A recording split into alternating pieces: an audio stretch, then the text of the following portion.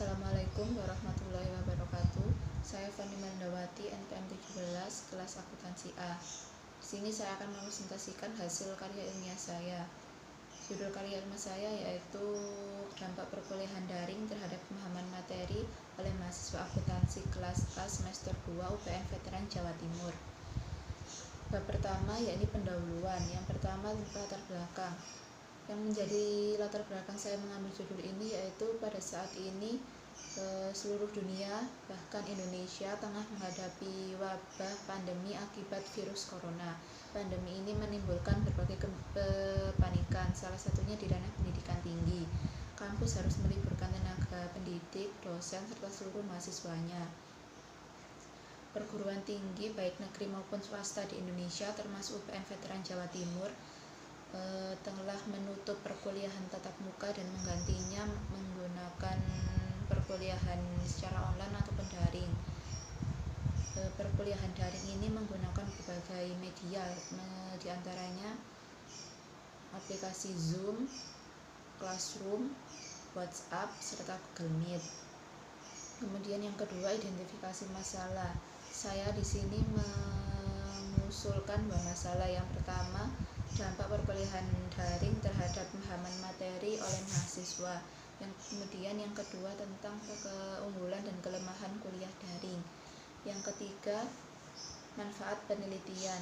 Manfaat penelitian di sini yakni memberi tambahan informasi bagi peneliti tentang pemahaman materi mahasiswa apabila perkuliahan dilakukan secara daring ataupun online.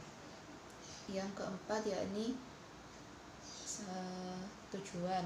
Adapun tujuan penelitian yaitu yang pertama untuk mengetahui dampak perkuliahan daring terhadap pemahaman materi oleh mahasiswa. Yang kedua, untuk mengetahui berbagai keunggulan serta kelemahan apabila perkuliahan dilakukan secara daring.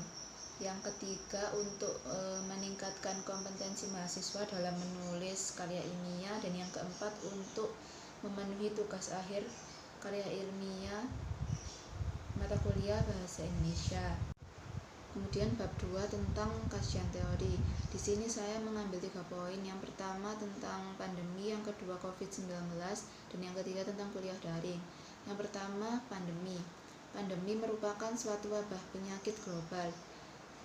Dikatakan pandemi apabila suatu penyakit baru telah menyebar secara luas seluruh dunia dan telah melampaui batas.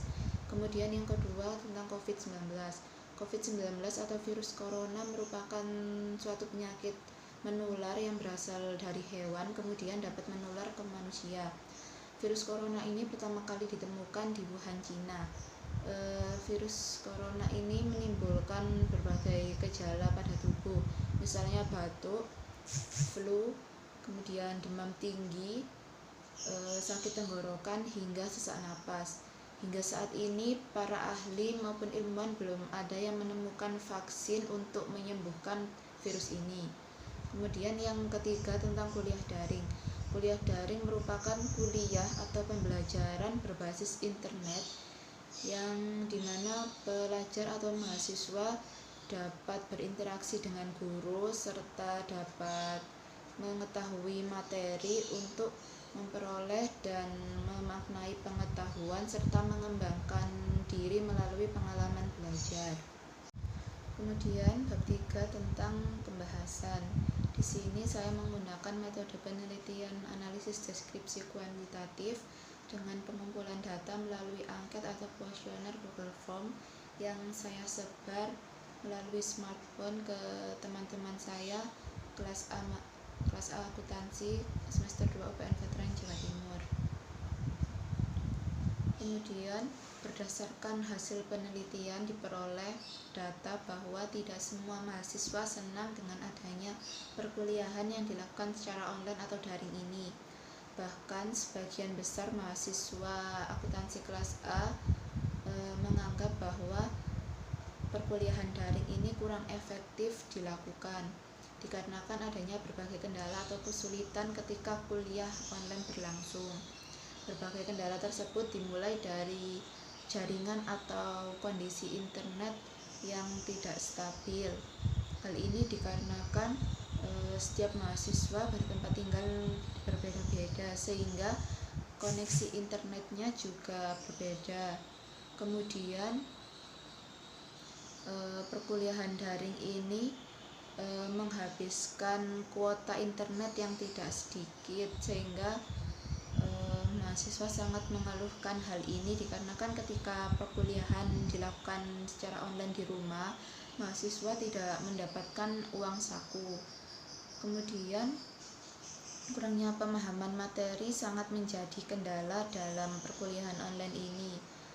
Karena ketika kuliah dilakukan secara online, penjelasan dari dosen itu dirasa kurang. Berbeda ketika mahasiswa melakukan pembelajaran atau perkuliahan secara offline, di mana ketika kuliah offline mahasiswa bisa leluasa bertanya kepada dosen terhadap materi yang belum dipahami, dan mahasiswa juga bisa berdiskusi satu sama lain. Selain itu, tugas yang diberikan oleh dosen juga dirasa lebih banyak ketika kuliah dilakukan secara online atau daring dibanding kuliah dilakukan secara offline.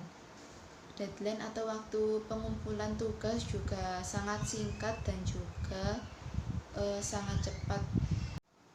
Kemudian mahasiswa juga mengeluh sakit mata dan mata lelah ketika terlalu lama menatap layar ponsel atau laptop ketika mengerjakan tugas ataupun ketika kuliah berlangsung. Aplikasi yang digunakan juga menjadi kendala, salah satunya yaitu Zoom. Terkadang ada beberapa mahasiswa yang tidak bisa bergabung kelas, atau bahkan ada juga yang tiba-tiba pada saat kelas berlangsung tiba-tiba keluar sendiri dari aplikasi. Selain itu, perkuliahan daring ada beberapa waktu kuliah yang sering berubah, tidak sesuai dengan jadwal yang telah ditentukan.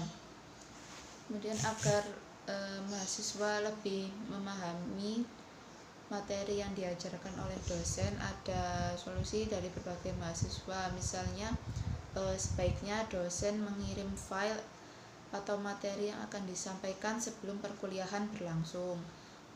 Selain itu, materi disampaikan dengan cara yang menyenangkan sehingga mahasiswa tidak cepat bosan, atau dosen juga bisa membuat video yang berisi tentang penjelasan materi.